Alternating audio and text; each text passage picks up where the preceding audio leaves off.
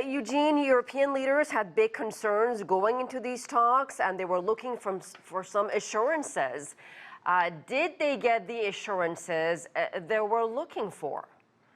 Well, I think they got the assurances to some extent, and of course, we'll see what that actually looks like in Friday's meeting between Trump and Putin. But essentially, Trump's statements that the individual one-on-one meeting that he'll have with Putin on Friday, that he hopes it will be followed up shortly thereafter, almost immediately, with a trilateral meeting that would include Ukrainian President Zelenskyy, is a big part of those assurances. Now, when we're talking about things like territorial swaps, security guarantees, that I think is still the subject of those negotiations, but at least that's a strong signal to Ukraine and to the Europeans that that deal won't be made just bilaterally. So from what I heard when Donald Trump was speaking, he said it was a good meeting with the Europeans, with Zelenskyy. There's a very good chance there will be a second meeting that will be more productive than the first.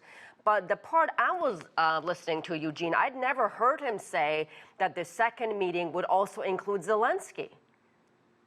Well, this, like I said, we'll have to see how this first meeting goes. We've seen a lot of different, negotiations and contacts between Trump and Putin directly. Those, Trump himself has said those go well, but then the follow through doesn't happen in terms of a ceasefire, or really the opposite in terms of an intensification of Russian military activity. So a lot of that depends on what is going to be discussed between the two leaders, how much both Trump and Putin are willing to concede, essentially, because we have to keep in mind they're both keeping their own domestic political audiences in mind. Putin in Russia, Trump in the U.S. Obviously, the Europeans in Ukraine want their interests to be taken into account, but we really won't know that until we see the meeting happen on Friday.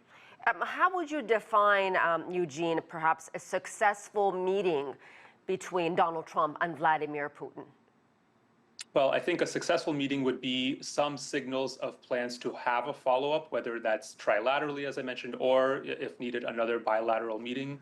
Another indicator of success is what wouldn't happen, which is a major increase in economic pressure out of the U.S. on Russia, so that if that meeting breaks down and there's not progress, then what Trump has warned of is consequences, and those could look like increase of sanctions, secondary tariffs on Russian oil supplies, things of that nature. So if we don't see those economic consequences, and if we do see some at least signals of a follow-up meeting, I think that would be in some cases a success.